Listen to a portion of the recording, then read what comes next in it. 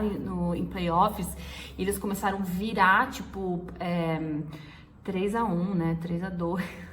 Eles viravam a série, assim.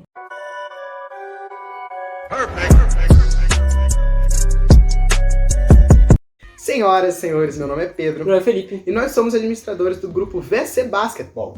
E hoje nós vamos estrear um quadro novo. Um quadro que foi suplicado por esse senhor aqui e finalmente eu aceitei. Cabeça finalmente acatou meus pedidos. É o quadro contando histórias de títulos. A gente já tem um quadro contando histórias de franquias, agora contando histórias de títulos. E qual a semelhança entre os dois? Nós não estaremos sozinhos aqui, eu e você. Sempre vai ter um convidado e quem é a convidada desse vídeo? Convidada muito especial, que é a Gabi Neves, canal Chua. A gente começa muito bem, hein? Convidada de peso. Então, e aí, Gabi, tudo bem? Olá, gente, eu sou a Gabi do canal Chua. Vim aqui responder algumas perguntas. Os meninos pediram para eu escolher um time ganhador da NBA e eu escolhi o Toronto. Eu não tenho time, eu não torço para nenhum time, apesar da zoeira ser que eu tenho só uma camiseta do Brooklyn Nets, que eu tenho há muito tempo, e eu só gosto dela. E então agora eu falo que esse ano eu torço pro Brooklyn Nets, mas isso não quer dizer nada, é uma mentira. Bom, cara, hoje nós vamos falar do Toronto Raptors, o único time da NBA que não é dos Estados Unidos. Agora você que não entende, não conhece muito a NBA, deve estar se questionando: nossa, mas peraí, um time da Liga Americana que não é dos Estados Unidos? Sim, mas isso é comum, né? Já tiveram alguns outros. E o Toronto não são vários times, é o único time que é o Toronto Raptors. Então, Gabi, conta pra gente, por que da escolha do Toronto Raptors? Mas escolhi o Toronto, acho que... Ai, gente, primeiro, não sei, eu tava aqui pensando, eu acho que foi a última vez que a gente viu um time ganhar com um ginásio lotado, pode ser? Lotadaço. Então, meio que ficou marcado também isso, né? Mas acho que meio que agora. Mas eu gosto, assim, quando a gente fala de basquete, eu sei que muitas pessoas torcem para algumas franquias, mas eu particularmente gosto de narrativas, né? De como a vitória do Toronto foi construída pela franquia, né? Uma franquia que ninguém dava nada, né? Assim, que ninguém nunca pensou no Toronto, né? Ninguém entende porque o Toronto tem até um time de basquete, né? Era uma piada interna, assim. E então eu gosto que naquela temporada, né, eles fizeram trocas surpreendentes, né? Eles tinham o DeMar DeRozan que chegou na franquia jovem praticamente. E eles trocaram pelo Kawhi, né? E aí tem também a narrativa do Kawhi, que tava 2 anos parado praticamente no San Antonio Spurs, com uma lesão que ninguém entendia o que era, que o San Antonio nunca falava, e foi trocado, assim, né? Sem jogar. Então, eles não sabiam como que ele tava fisicamente, quer dizer, a gente não sabia, né? Eu acho que lá dentro as pessoas se falam, né? Pelo menos. E eu acho que isso meio que incendiou, assim, não só ele, mas como todo mundo ali dentro. E acho que foram pequenas coisas que foram acontecendo, né? Ah, então, ela não torce pro Toronto Raptors, ela gostou da campanha. Então já dá pra ver que vai ser bem legal essa trajetória até o título do Toronto Raptors. Então continue aí com a gente. A Gabi falou de algumas trocas que ocasionaram nesse título. Então vamos começar pela primeira troca, que foi precisamente no dia 11 de maio de 2018, onde depois da segunda varrida pelo Cleveland Cavaliers, o time do Toronto Raptors demitiu o Dwayne Casey e trouxe, né, subiu de cargo o auxiliar técnico. Ele já fazia parte da comissão, que era o Nick Nurse. Ele era um auxiliar técnico interino ali, ele subiu de cargo e foi uma das principais peças para essa conquista do Toronto Raptors. Tiveram outras trocas que influenciaram muito nisso. E quais foram elas? Cara, as trocas entre Toronto Raptors e San Antonio Spurs foram interessantes, né? O San Antonio Spurs deu pro Toronto o Kawhi e o Danny Green. O Danny Green e o Kawhi tinham sido campeões em 2014 da NBA. O Kawhi estava parado, lesionado há um certo tempo. Era um pouco uma certa incógnita, mas era um jogador muito bom. E em troca, o Toronto deu o DeMar DeRozan, que estava há anos lá na equipe do Toronto, e o Jacob Poeltl. Realmente é uma troca que... É questionável. Assim, é uma troca um pouco questionável porque a questão do Kawhi tá machucado. Hoje em dia o Kawhi, a gente fala, nossa... Um dos maiores jogadores da história da NBA. Mas naquela época, ele... Por mais que a gente sabia que ele era um bom jogador, ele estava vindo de lesão e não era divulgado na mídia a situação dele, como ele ia voltar. Então, a gente tinha aquela coisa, será mesmo que foi bom se livrar do DeRozan? Porque por mais que ele sempre pipocasse nos playoffs, ele era um bom jogador. Então foi uma troca questionável, eu acho que o resultado foi bom. O resultado do Toronto saiu melhor nessa. E para fechar com chave de ouro, no dia 7 de fevereiro de 2019 teve a última troca para formar esse time campeão, que o Mark Gasol chegou no time do Toronto Raptors. Então, Gabi, agora com todas as trocas feitas, me conta, quais são as principais peças, os principais jogadores, jogadas, enfim, o que foi o estopim para esse título do Toronto Raptors? Teve a entrada do Nick Nurse, que mudou completamente.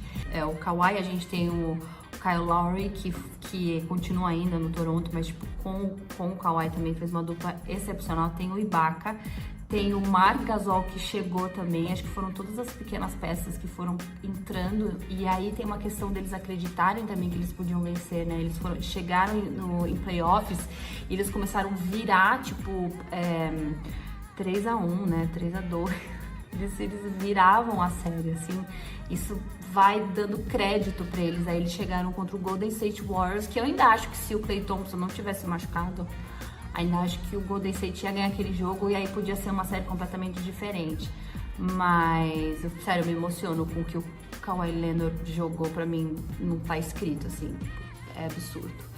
E eu acho que a gente sempre fala, assim, que não adianta... E aí esse ano tá aqui pra provar alguma coisa, pode ser que não, nem sempre os 5 melhores jogadores formam um time campeão, né? E eu acho que se a gente olhasse o time do Toronto, jamais a gente ia esperar que eles iam ser campeões, né? Da forma que foram.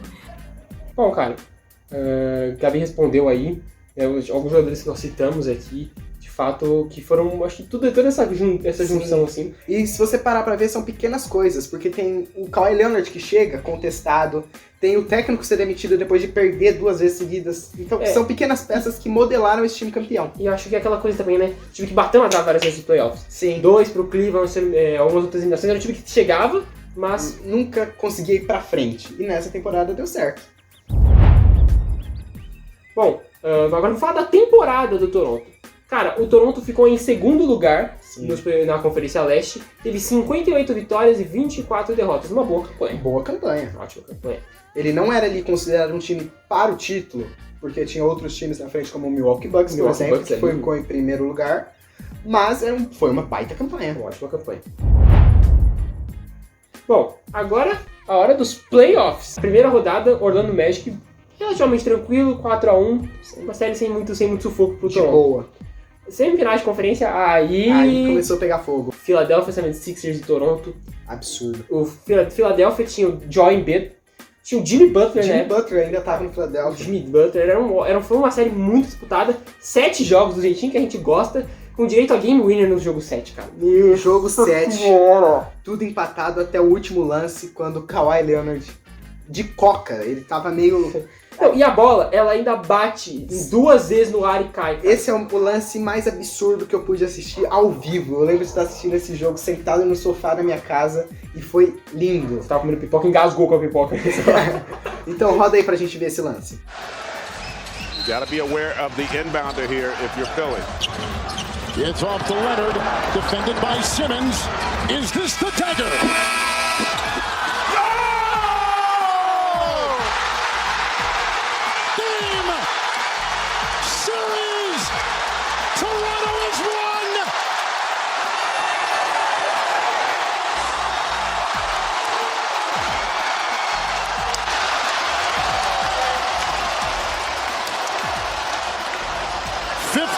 Fourth quarter points by Kawhi Leonard.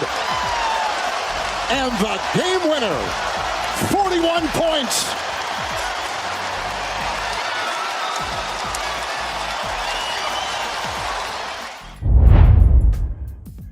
E depois desse absurdo de série que foi contra o Philadelphia 76ers, veio as finais de conferência, onde todo mundo falava que o Toronto chegou onde tinha que chegar. Porque pegava o favoritíssimo Milwaukee Bucks. Era um time absurdo, né? O comentário da época era, gente, o Milwaukee vai pra final e cuidado do Golden State com o Milwaukee. Sim, esse eram as manchetes da época. E principalmente isso se decretou quando o Milwaukee Bucks ganhou os 2 primeiros jogos. Ali acho que já se teve um clima tipo... acho que aqui talvez o Toronto ganhe um jogo, mas o Milwaukee vai pra final da NBA. Ou tinha gente falando em lavada, 4-0.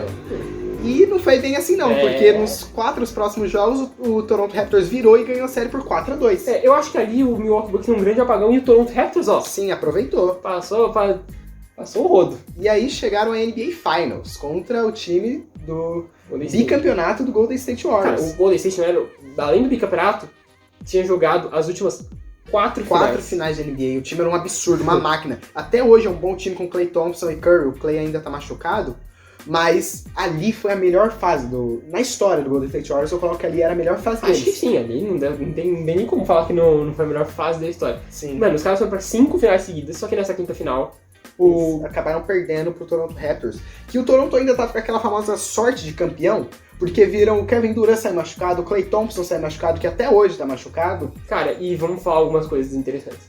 Apesar de parecer que foi fácil, porque você não tinha o Kawhi e o Kevin Durant, não foi. Foi uma série 4-2, inclusive com um fato muito peculiar. Todos os jogos no ginásio do Golden State, o Toronto ganhou. Sim. Isso foi engraçado. As duas vitórias do Golden State nessa série foram em Toronto. Mas uma série que foi pra mim, eu achei que foi uma série equilibrada, só que óbvio que o fator de não ter Kevin Durant e Klay Thompson pesa. Pesa muito. Então a equipe do Canadá viu ainda o Kawhi Leonard se sagrar MVP das finais. Não, ali acho que a organização Kawhi, Pascal Siakam. Pascal Siakam jogou O muito. Kyle Lowry, que era um cara que tava anos no Toronto. Ele ajudou muito o Kawhi Leonard, né? Armando um pouco o time, segurando a bola, ajudando ele a se movimentar. Então nessas finais, ele foi excepcional. Eu coloco ele como o segundo jogador dessas finais. Realmente, mas o Kawhi merecidamente foi MVP ali. Sim. E essa foi a história do título do Toronto Raptors, não é isso, meu chapa? Cara, uma história bem legal, uma história recente. Sim. Foi bacana porque, assim, uma história recente, Cabeça, a gente que é mais jovem teve a oportunidade de acompanhar Presenciou ao vivo, o último do estádio lotado mesmo. Sim, ali do Jurassic Park, ele lá de fora era muito legal. Muito legal. Mas acho que temos fé que isso vai voltar. Os Estados Unidos tá um pouquinho melhor que a gente nessa Sim. situação aí. Mas até lá se cuidem, usem máscara, álcool gel. Eu queria agradecer a Gabi pela participação, né? Muito obrigado, Gabi. Quer agradecer a Gabriela? Não, eu só tenho a agradecer. Eu sou um homem grato por absolutamente tudo, cara. Esse canal aqui tem me proporcionado. Sim, então, muito obrigado. E Gabi, como consideração final, fala um pouco sobre a importância das mulheres estarem falando de basquete, tá bom? Valeu! Obrigado, Gabi. Eu acho de extrema importância a gente ter muita consciência de que ainda é um nicho de homens e tudo bem. Eu acho que a maioria dos canais, a maioria de perfis são homens que fazem, mas tem muita mina incrível fazendo esse trabalho. Eu tenho a oportunidade, óbvio que no canal Show ele não é só meu, então eu acabo dividindo com o Bruno, com o Guilherme, tem a Carol também, mas eu sei que isso também ajuda, né, porque eu entro junto com o cara. Mas eu acho que quanto mais meninas falando, e estão entrando, né, as meninas estão em Twitter principalmente, tô vendo muita menina tweetando durante o jogo, escrevendo artigos, né? Eu acho que a gente precisa isso. Tem que ter espaço, gente. A gente saber falar, a gente sabe falar, precisa ter espaço e o público vem, entendeu? É um trabalho de formiguinha. Assim como o basquete feminino também tem que estar em TV, tem que aparecer, porque senão eles ficam preferindo sempre o masculino, né? Um exemplo que eu dou sempre, e até meu marido fica, lá você falar do vôlei de novo, mas acho que o vôlei construiu muito bem isso, né? O vôlei como feminino e o masculino é muito grande, né? E eu acho que só tem a ganhar quando vem o feminino junto, não é à toa que os caras da NBA também são muito ativos, né, com a WNBA, né, eles falam, eles comemoram, bom, LeBron James, o Kobe, né, saudades Kobe, que ele fala. Enfim, então quanto mais mina falando de basquete, de esporte em geral, melhor, sem dúvida nenhuma. Tá bom? É isso, segue o canal Show, tem sempre as rodadas, sigam as nossas redes sociais e me segue também. É um prazer estar aqui, pode me chamar mais vezes. Desculpa o atraso, mandei com atraso esse vídeo. Tchau, meninos. É isso, rapaziada. Encerrando o vídeo. A Gabi fala umas coisas tão necessárias, assim, ela fala de jeito tão legal. Gabi, muito obrigado. Rapaziada, deixa o like, se inscreve no canal. Aqui, ó, as redes sociais, tal, na descrição nosso, do canal Chua, do Instagram do Chua, da Gabi. É isso? Fechou, cara. Vamos descansar. Sim, deixa nos comentários aí sugestões de títulos pra gente tratar, tá bom? Valeu? Esse vídeo deu trabalho, então dá o like.